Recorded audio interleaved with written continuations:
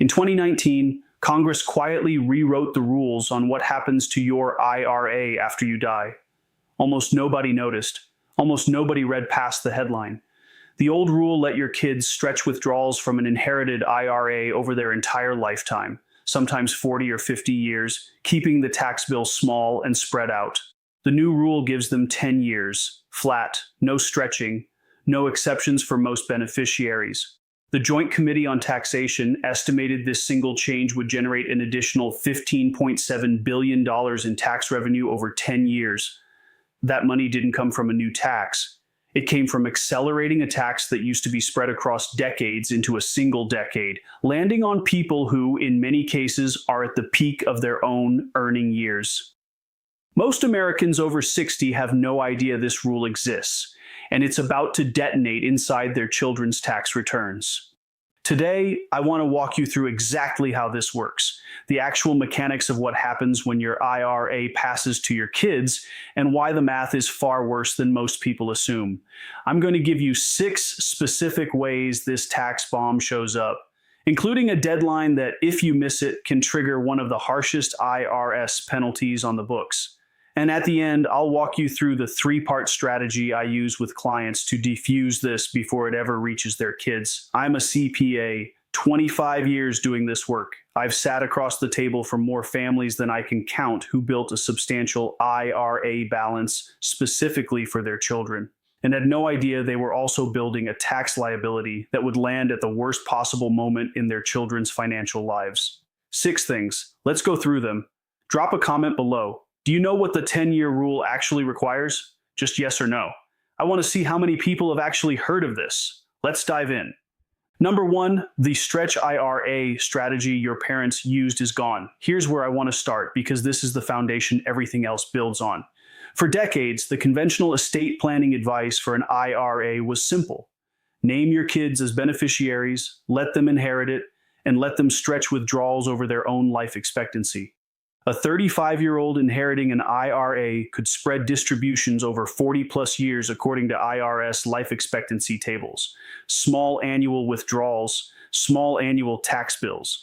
The account kept growing tax-deferred in the meantime. That strategy is gone.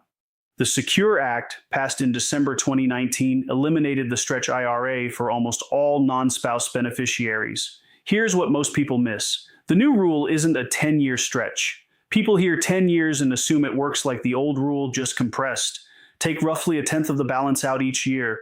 It doesn't work that way for most inherited IRAs. If the original account owner died after their required beginning date, meaning they'd already started taking RMDs, the IRS finalized guidance requiring annual distributions during the 10-year window, not just a lump sum at the end. Miss a required annual distribution, and the penalty is steep, a 25% excise tax on the amount that should have been withdrawn, reducible to 10% if corrected promptly. I had a client, father, 68, had built a $1.8 million traditional IRA specifically to leave to his 2 adult children. He'd done the math, assuming they'd stretch it over their lifetimes the way he'd stretched his own inherited IRA from his mother in the 1990s. When I explained the 10-year rule to him, he was stunned. His son, a surgeon in his peak earning years, would inherit roughly $900,000 and be required to fully distribute it within a decade, on top of his own substantial income. We ran the projection. At his son's income level, a significant portion of those distributions would be taxed at the 35% federal bracket, not the 22% or 24% the father had always assumed his son would pay. Practical takeaway. If your estate plan was built more than 5 years ago and assumes a Stretch IRA for your kids, that assumption is wrong. The plan needs to be revisited with the current rules, not the rules your own parents may have benefited from. But the rule itself is only half the problem. Here's what makes it dangerous. And it's something almost nobody calculates until it's too late. Tell me in the comments, did you know the Stretch IRA was eliminated in 2019? Be honest. A lot of people genuinely don't. Number 2, your kids will inherit the money during their highest tax years. Now here's where it gets interesting, and this is the part of the math that most people never run. Think about the typical timeline. You're 60 to 75 years old. Your children are statistically somewhere between 30 and 50. That is, for most professionals, the period of their highest lifetime earnings. Peak career, peak salary, often a dual income household, possibly still raising kids of their own. That is the single worst possible window to add a large lump of forced taxable income. Here's what most people miss. An inherited traditional IRA distribution is taxed as ordinary income, stacked directly on top of whatever your child is already earning. It is not taxed at a special inheritance rate. It is taxed exactly like a bonus or a raise at their marginal bracket, which for a high-earning professional in their 40s is often 32%, 35%, or even 37% federally, before state tax. Let me show you what the data actually shows. The IRS publishes marginal tax bracket thresholds annually.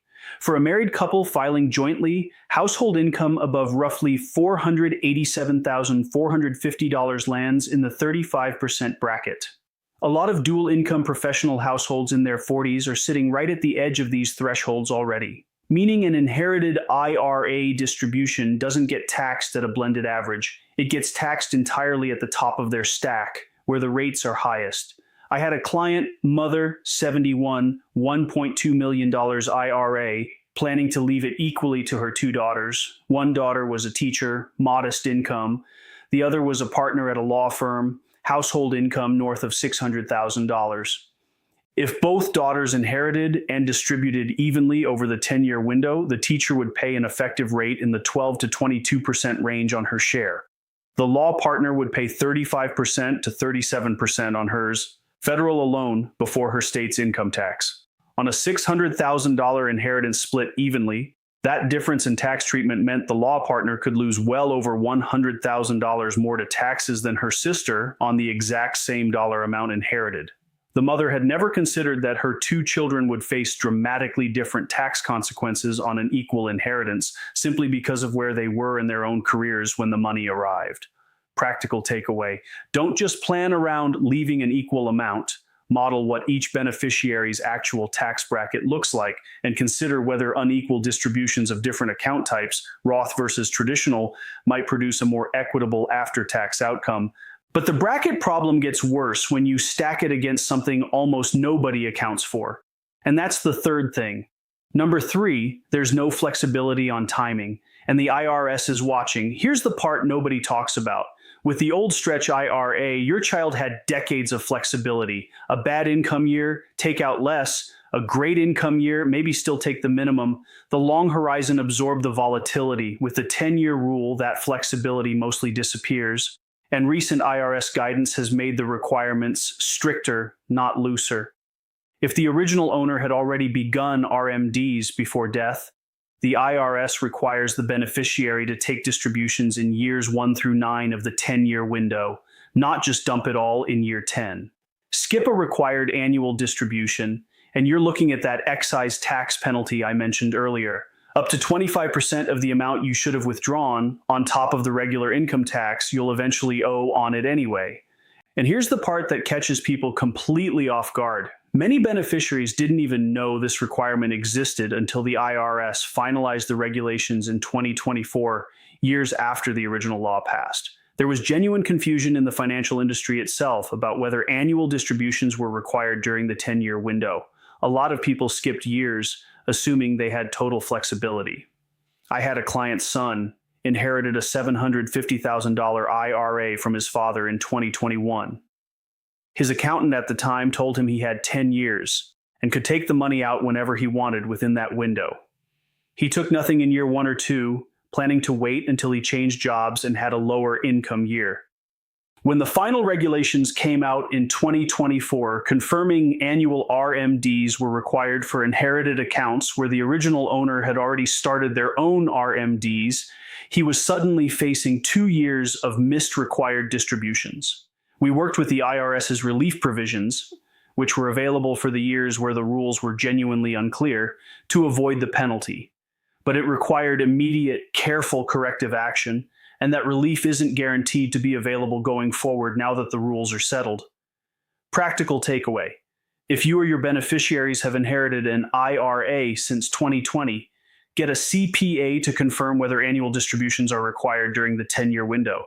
Don't assume you have full discretion on timing. The rules have changed multiple times, and ignorance of the current requirement is not a defense against the penalty. Now, here's something that makes all of this dramatically worse for one specific group of people. And it's the fourth thing. Number 4. Multiple inherited accounts compound the problem. This is the pattern I see most often with what I'd call the sandwich generation. People in their 50s and 60s who are simultaneously planning their own retirement and inheriting from their own aging parents. Here's what most people miss.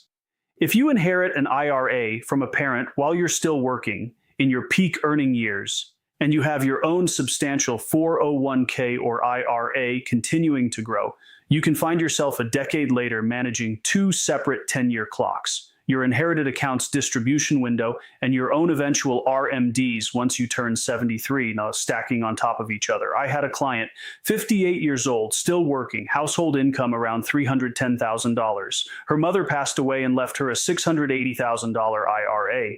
Under the 10-year rule with required annual distributions, she needed to withdraw roughly $68,000 to $75,000 a year, on average, stacked on top of her existing $310,000 household income. That pushed a meaningful portion of every dollar she withdrew into the 32% to 35% bracket.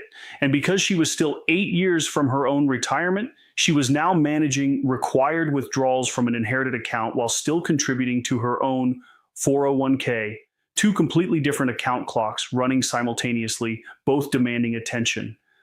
By the time her own RMDs begin in her 70s, the inherited account will likely be long fully distributed.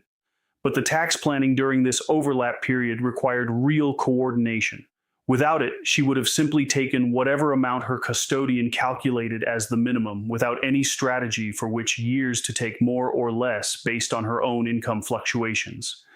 Practical takeaway: if you're inheriting an IRA while you're still working, especially in your peak earning years, that inherited account needs its own tax strategy, separate from your personal retirement accounts. Don't let a custodian's default calculation be your entire plan. But there's a version of this problem that's even more punishing, and it specifically affects the people watching this video the most directly. That's the 5th thing. Number 5, Roth IRAs are not exempt from the 10-year rule, just from the tax. I want to clear up a misconception here because I hear it constantly. People assume Roth IRAs avoid this whole problem because Roth withdrawals are tax-free. That's true for the tax. It is not true for the rule. A non-spouse beneficiary who inherits a Roth IRA is still subject to the same 10-year distribution window. The money still has to come out within 10 years. The good news, and it is genuinely good news, is that because the original owner already paid tax on the contributions, qualified distributions to the beneficiary are tax-free. And unlike inherited traditional IRAs, there's no requirement for annual distributions during the 10-year window for a Roth, since there's no RMD obligation on a Roth in the first place. The beneficiary can let it grow tax-free for the full decade and take it all out at the end if they choose. Here's why this matters enormously for the tax bomb conversation. If you're sitting on $60, you have a choice about which type of account to leave your children.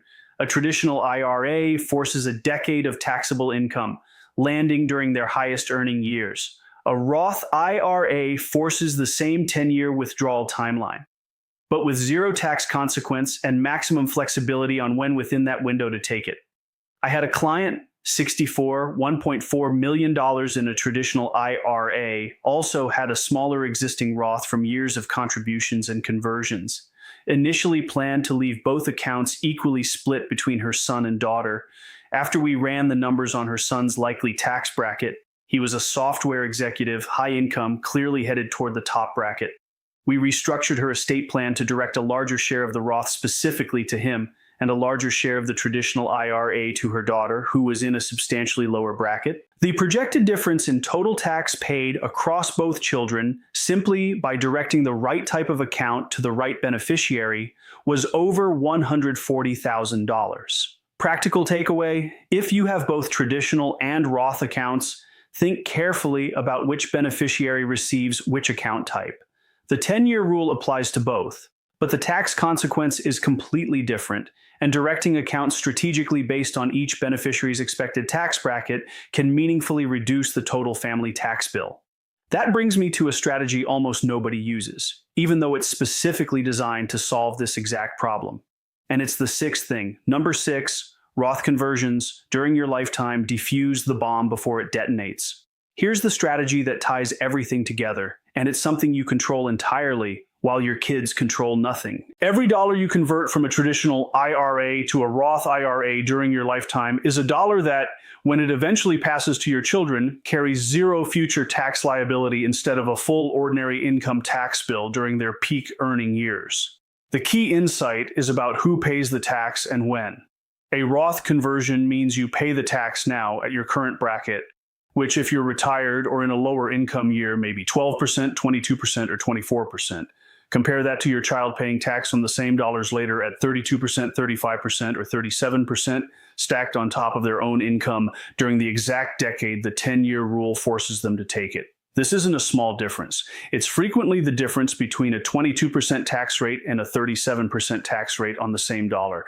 I had a client, 67, retired, modest pension and Social Security, $1.6 million traditional IRA, 2 adult children, both in high-income professional careers. We identified roughly 6 years before his RMDs would begin, where his taxable income was low enough to convert meaningfully within the 22% and 24% brackets without pushing into the next threshold. Over those 6 years, we converted approximately $480,000 from traditional to Roth, paying tax at an average rate of about 23%. Had that same $480,000 instead passed to his children as a traditional IRA and been distributed over their 10-year window at their projected 35% average bracket, the family would have paid roughly $58,000 more in total tax. And that's a conservative estimate, since it doesn't account for how the inherited distributions would have also pushed his children's other income into even higher brackets in those years. He paid the tax. He saw the number shrink at first, which felt uncomfortable. But he understood exactly what he was buying, a tax-free inheritance for his kids, arriving at the worst possible moment in their financial lives, with zero tax consequence attached. Practical takeaway: if you're between retirement and age 73, and especially if your children are in high earning years, a deliberate multi-year Roth conversion strategy isn't just about your own RMD reduction. It's a direct transfer of tax burden from your children's highest earning decade to your own lower bracket years. Run the numbers on both sides of that transfer, not just your own. That's the full picture of how this bomb gets built and how it gets defused. Let me bring it together. At the start of this video, I told you Congress quietly rewrote the inheritance rules in 2019, and that the change would generate an additional $15.7 billion in tax revenue over a decade. Here's the uncomfortable truth underneath that number. That $15.7 billion isn't an abstraction. It's coming directly out of the pockets of people like the surgeon's son, the law partner daughter, the working mother managing 2 account clocks at once, ordinary families who did nothing wrong except inherit money from a parent who built a substantial IRA without realizing the rules had changed underneath them. The bomb isn't malicious, it's structural. It was built one well-intentioned IRA contribution at a time by parents who believed they were leaving their children a gift. And in the old rules, they would have been right. The math simply changed in 2019, and most families never got the memo. Here's the 3-part framework I use with clients to defuse this before it ever reaches the next generation. Part 1. Diagnose. Calculate exactly how much of your estate sits in tax-deferred accounts, and model what your children's actual tax bracket will likely be during the decade they'd inherit it. Don't guess. Look at their current income and reasonable trajectory. Part 2. Convert. Use the years between your retirement and age 73, your own lowest bracket window, to convert as much as makes sense from traditional to Roth, paying tax at your rate instead of leaving it for your children to pay at theirs. Part 3. Direct. If you can't convert everything, direct your account types strategically. Roth accounts to higher earning beneficiaries who would otherwise face the steepest tax hit, traditional accounts, or a larger share of them, to beneficiaries in lower brackets who can absorb the distributions more efficiently. Here's what I want you to do right now. Pull up your most recent IRA or 401k statement. Write down the balance.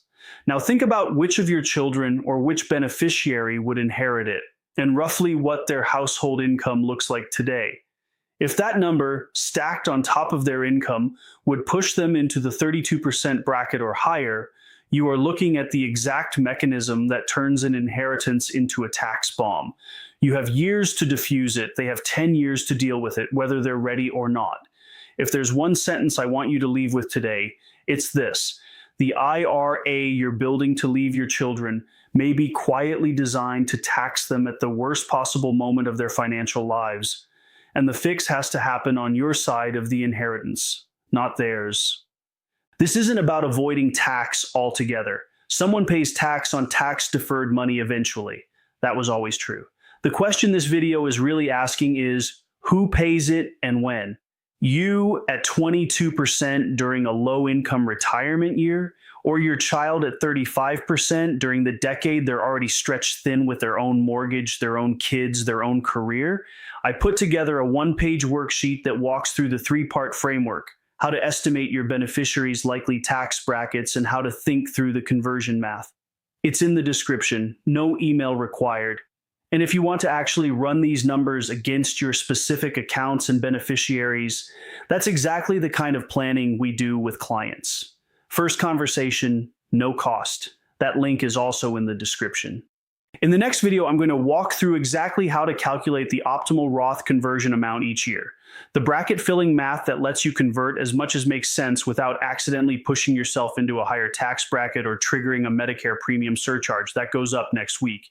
If you're not subscribed and you want to keep getting content that actually digs into the mechanics most advisors gloss over, hit the button below. I'll see you in the next one.